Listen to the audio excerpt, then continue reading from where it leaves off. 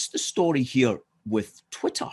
Okay, now many of you will know that back on the 17th of August, now that's slightly over 16 weeks ago, we were unceremoniously suspended from Twitter. Now we were the biggest group, the biggest pro-UK, pro-union campaigning group on Twitter in the world, and we had just over 30,000 followers, and that had taken us 8 years to build up. And basically, that was a terrible blow, really, for us, because we had a huge reach, 30,000 people posting several times a day. We were getting around 1 million engagements a month, which is very considerable, and it had taken a lot of time and a lot of work for us to do that. Now, that was just taken from us, like cut away from us overnight without so much as a buy your leave, and it felt as if our intellectual property had been stolen, something that we had worked on for 8 years, just disappearing like that. And so, of course, we got a message from Twitter, and they had told us that we were removed for, quote, violating our rules against platform manipulation and spam. Something that we didn't understand, of course, and something that we just most certainly did not do. And so we immediately appealed to them, and we got no reply. And over the course of the last 16 weeks, we have appealed to Twitter 5 times. And then eventually we got this message from them on the 7th of October saying, we're writing to let you know that your account has been suspended and will remain suspended due to multiple or severe violations of our platform manipulation rules, which of course we were not doing. And so it said to us, misleading others on Twitter by operating fake accounts is a violation of the Twitter rules.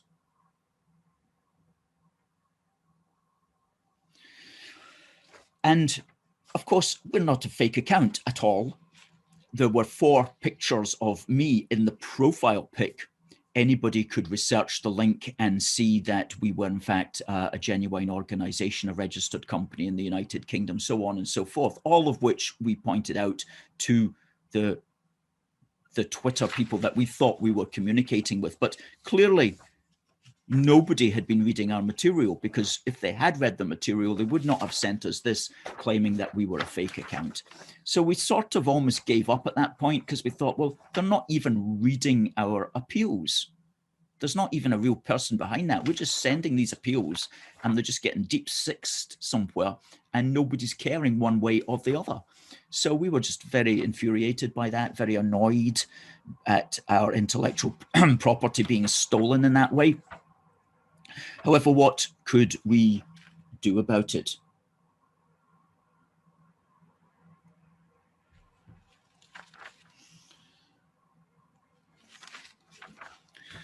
So, and very little is what we could do about it, very little. So we left it at that, and lo and behold, what should happen? Breaking news, but this Wednesday, we got a message through them from Twitter. Sorry, it's Thursday. Hello, we're writing to let you know that we've unsuspended your account. We're sorry for the inconvenience and hope to see you back on Twitter soon. A little background. We have systems that find and remove multiple automated spam accounts in bulk, and yours was flagged as spam by mistake. By mistake. By mistake, a 16-week mistake. Please note that it may take an hour or so for your follower and following numbers to return to normal.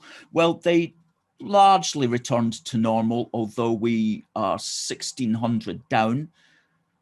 But nevertheless, we're still got 29,500 followers. And from today, we will start posting on Twitter again after a 16-week absence. So that's something. And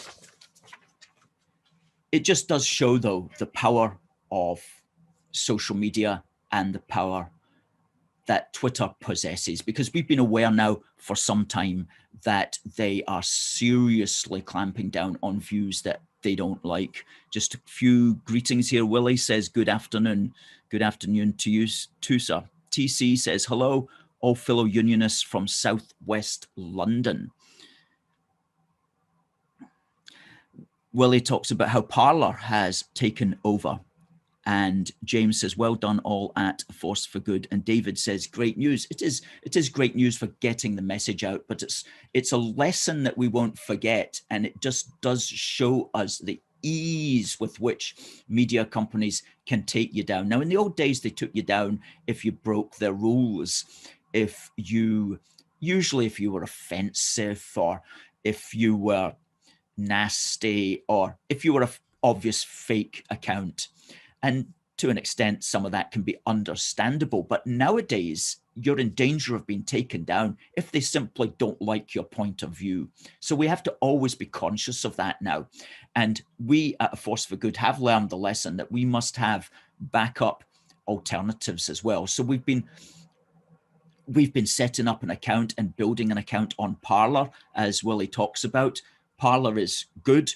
It's not yet a replacement for Twitter. Maybe in time it will become such, but at the moment it's very much an American operation, very much concentrating on American politics, very much from the pro-Trump Republican point of view. So it's got a big audience, but it's not as wide-ranging as Twitter, and there are basically no British mainstream media sources on Parler.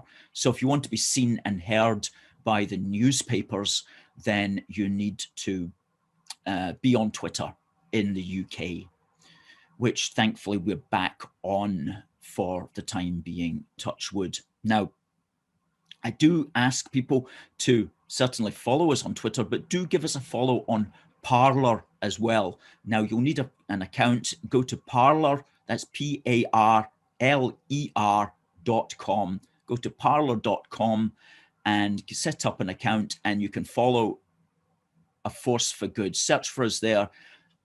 We're at parler.com/UK A Force for Good. UK A Force for Good is our moniker on all our social media channels. So please do check us out on parler.com if you can. We suggest that very strongly. Please do that. And we're back on Twitter, and let's just see how long that we last. But we don't. We obey the rules on Twitter. You know, we're open about who we are. We don't. We're not offensive to anybody, and we don't say anything like untoward or the sort of thing that would necessarily get us banned. So we were model Twitter citizens, but nevertheless, they still got rid of us. So that was a lesson. That was a lesson for us, but they've let us back on now, claiming it was a mistake. So please spread that news far and wide, and please continue now to look for us back on Twitter.